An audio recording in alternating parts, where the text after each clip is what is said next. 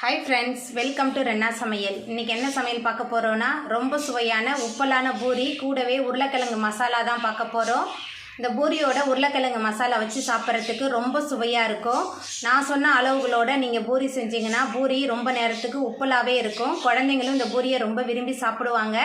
அந்த சுவையான பூரி உருளைக்கிழங்கு மசாலா ரொம்ப சுவையாக எப்படி செய்கிறதுன்னு வாங்க பார்த்துடலாம்.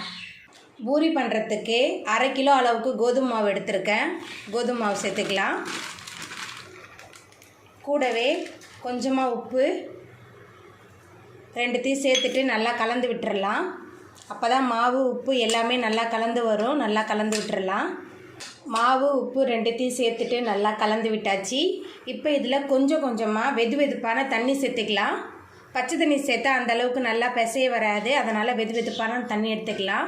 வெதுவெதுப்பான தண்ணி எடுத்துக்கிட்டு கொஞ்சம் கொஞ்சமாக அப்படியே பிசைஞ்சு எடுத்துக்கலாம். பச்சை தண்ணியில் பூரி சப்பாத்திக்கெலாம் மாவு பிசைஞ்சால் அந்தளவுக்கு நல்லா சாஃப்டாக பிசைய வராது. வெதுவெதுப்பான தண்ணியில் நம்ம பிசைஞ்சோமா பூரி சப்பாத்தி ரெண்டுமே நல்லா சாஃப்டாக வரும். அதனால் வெதுவெதுப்பான தண்ணி சேர்த்து நல்லா பிசைஞ்சிக்கலாம். கொஞ்சம் கொஞ்சமாக தண்ணி சேர்த்து நல்லா சாஃப்டான மாவாக பிசைஞ்சிட்டேன். இது சப்பாத்தி மாவு மாதிரி நம்ம ஊற வைக்க வேணாம். நம்ம பூரிக்கு மாவு பிசைஞ்சி எண்ணெய் காயிற அந்த நேரம் மட்டும் போதும். நம்ம பூரியை போட்டு நல்லா பொரிச்சு எடுத்துடலாம். இப்போ நம்ம மாவு பிசைஞ்ச மாவு ரெடியாக இருக்குது. அதுக்கப்புறமா இந்த மாவுலேருந்து கொஞ்சம் மாவு எடுத்துக்கலாம். நம்ம ரெடி பண்ணி வச்சுருக்கிற மாவுலேருந்து கொஞ்சம் மாவு எடுத்து இந்த மாதிரி நான் உருட்டி வச்சுருக்கேன். இப்போ இதை நம்ம பூரியாக தேய்ச்சிடலாம்.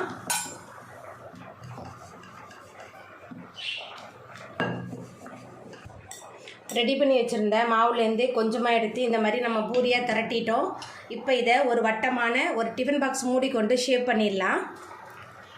இந்த மாதிரி ஷேப் பண்ணி குட்டி குட்டியாக பூரி போட்டு எடுக்கும்போது பார்க்குறதுக்கு ரொம்ப நல்லாயிருக்கும்.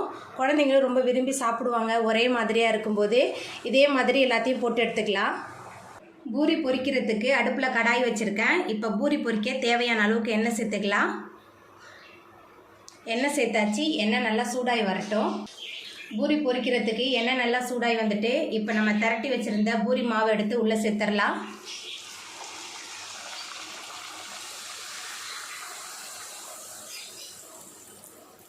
ஒரு பக்கம் வெந்துருச்சு. நம்ம அடுத்த பக்கம் திருப்பிடலாம். பூரி 2 பக்கமே நல்லா பொரிஞ்சு வந்துருச்சு. இப்போ நம்ம இதை எடுத்துடலாம். நம்மளோட சுவையான மணமான பூரி ரெடி ஆகிட்டு இப்போ நம்ம அடுப்பு ஆஃப் பண்ணிடலாம். பூரி கிழங்கு பண்ணுறதுக்கு 4 டேபிள் ஸ்பூன் அளவுக்கு எண்ணெய் சேர்த்துக்கலாம். எண்ணெய் கொஞ்சம் தாராளமாக இருக்கணும். ஏன்னா வெங்காயம்லாம் நல்லா வதங்கி வரனால எண்ணெய் கொஞ்சம் தாராளமாக சேர்த்தா தான் நல்ல சுவையாக இருக்கும்.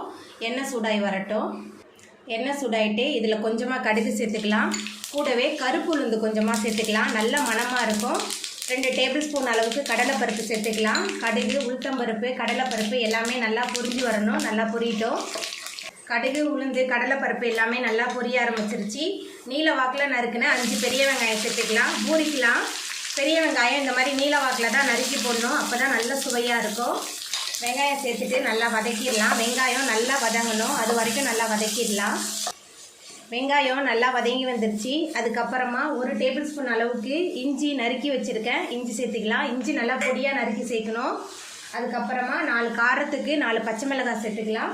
கூடவே கொஞ்சமாக கருவேப்பிலை, ஒரு தக்காளி பழம் பொடியாக நறுக்குனது எல்லாத்தையும் சேர்த்துட்டு நல்லா வதக்கி விட்டுடலாம். காரம் பச்சை மிளகாய் இஞ்சி காரம் மட்டும்தான். உங்கள் சுவைக்கேற்ப நீங்கள் பச்சை மிளகாய் இஞ்சிலாம் சேர்த்துக்கோங்க. இஞ்செல்லாம் பொடி பொடியாக நறுக்கி சேர்க்கும்போது உருளைக்கிழங்கு மசாலா நல்ல சுவையாக இருக்கும். வெங்காயம், தக்காளி, பச்சை மிளகாய் எல்லாமே நல்லா வதங்கி வந்துருச்சு. அதுக்கப்புறமா 4 உருளைக்கிழங்கு வேக வச்சு மசிச்சு வச்சுருக்கேன். உருளைக்கிழங்கு சேர்த்துக்கலாம். கூடவே கொஞ்சமாக மஞ்சள்தூள் சேர்த்துக்கலாம். அதுக்கப்புறமா மசாலாவுக்கு தேவையான அளவுக்கு உப்பு சேர்த்துக்கலாம். சேர்த்துட்டு எல்லாத்தையும் நல்லா கலந்து விட்டுடலாம். உப்பு, மஞ்சள்தூள், மசாலா எல்லாத்தையும் சேர்த்துட்டு நல்லா கலந்து விட்டாச்சு. இப்போ இதில் கொஞ்சமாக தண்ணி சேர்த்துக்கலாம். தண்ணி சேர்த்துட்டு நல்லா கலந்து விட்டுடலாம். தண்ணி சேர்த்து நல்லா கலந்து விடும்போது எல்லாமே சேர்ந்து சமமாக வெந்து வரும். அதனால தான் தண்ணி சேர்த்து கலந்து விடுறோம். தண்ணி சேர்த்துட்டு நல்லா கலந்து விட்டாச்சு. எல்லாமே சேர்ந்து நல்லா கொதித்து வரட்டும். உருளைக்கிழங்கு மசாலா நல்லா கொதிக்க ஆரம்பிச்சிருச்சு. 2 டேபிள் ஸ்பூன் அளவுக்கு கடலை மாவை தண்ணியில் கரைச்சி வச்சுருக்கேன். கடலை மாவு சேர்த்துக்கலாம். கடலை மாவுக்கு பதிலாக பொட்டுக்கடலை மாவு கூட சேர்த்துக்கலாம். கடலை மாவு சேர்த்துட்டு நல்லா கலந்து விட்டுடலாம். கடலை மாவு சேர்த்துட்டு நல்லா கலந்து விட்டாச்சு. கடலை மாவு சேர்த்த பிறகு கொஞ்ச நேரம் கொதிக்கிட்டோம். கடலை மாவு சேர்த்த பிறகு குருமா நல்லா திக்காகி நல்லா கொதிக்க ஆரம்பிச்சிருச்சு. ரொம்ப சுவையான மணமான உருளைக்கிழங்கு மசாலா ரெடி ஆகிட்டு இப்போ நம்ம அடுப்பு ஆஃப் பண்ணிடலாம். அவ்வளோதாங்க, ரொம்ப சுவையான பூரி உருளைக்கிழங்கு மசாலா ரெடி ஆகிட்டு. இந்த சுவையான உப்பலான பூரி உருளைக்கிழங்கு மசாலாவை நீங்களும் உங்கள் வீட்டில் செஞ்சு பாருங்கள். இந்த வீடியோ உங்களுக்கு பிடிச்சிருந்தா லைக் பண்ணுங்கள், ஷேர் பண்ணுங்கள், கமெண்ட் பண்ணுங்கள், சப்ஸ்கிரைப் பண்ணுங்கள். அப்படியே பக்கத்தில் உள்ள பெல் பட்டனையும் கிளிக் பண்ணிடுங்க. நன்றி.